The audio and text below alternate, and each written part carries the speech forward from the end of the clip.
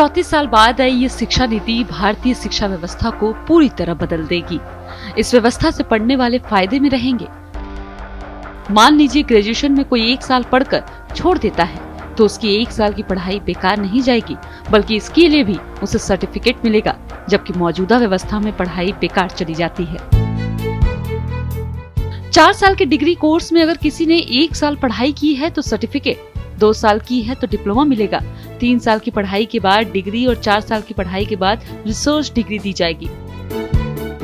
सबसे महत्वपूर्ण बदलाव ये है कि साइंस, आर्ट्स, कॉमर्स का भेद मिटा दिया गया है।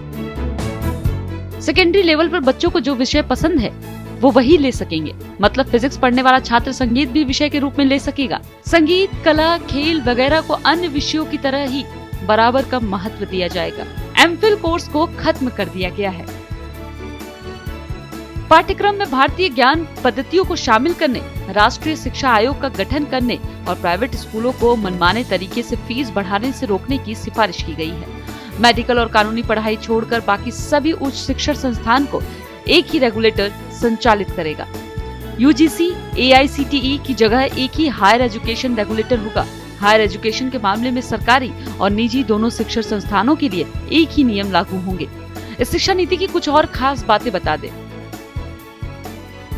विश्वविद्यालयों और हायर एजुकेशन में दाखिले के लिए कॉमन प्रवेश परीक्षा होगी। नेशनल टेस्टिंग एजेंसी यानी एनईपी को प्रवेश परीक्षा आयोजित करने की जिम्मेदारी दी जाएगी। क्लास 6 से ही स्कूल के पाठ्यक्रम में वोकेशनल शिक्षा पर जोर होगा। क्षेत्रीय भाषाओं में ई कोर्स तैयार किए जाएंगे। वर्चुअल लैब तैयार किए जाएंगे। इनके लिए नेशनल एजुकेशन टेक्नोलॉजी फोरम का गठन किया जा रहा है। मुझे भरोसा है कि जो ये हमारी शिक्षा नीति है, ज्ञान, विज्ञान, अनुसंधान, नवाचार, प्रौद्योगिकी से युक्त, संस्कार क्षम, मूल्य परक, हर क्षेत्र में हर परिस्थिति का मुकाबला करने वाली, पूरी दुनिया के लिए भारत में ज्ञान की महाशक्ति के रूप में उभर करके आएगी। रिसर्च में जाने वालों के लिए भी नई व्यवस्था की गई है। उनके लिए 4 साल के डिग्री प्रोग्राम का विकल्प दिया जाएगा, यानी 3 साल डिग्री के साथ 1 साल एमए करके एमफिल की जरूरत नहीं होगी। इसके बाद सीधे पीएचडी में जा सकते हैं। लड़कियों की शिक्षा जारी रहे, इसके लिए उनको भावनात्मक रूप से सुरक्षित वातावरण देने का सुझाव दिया गया है।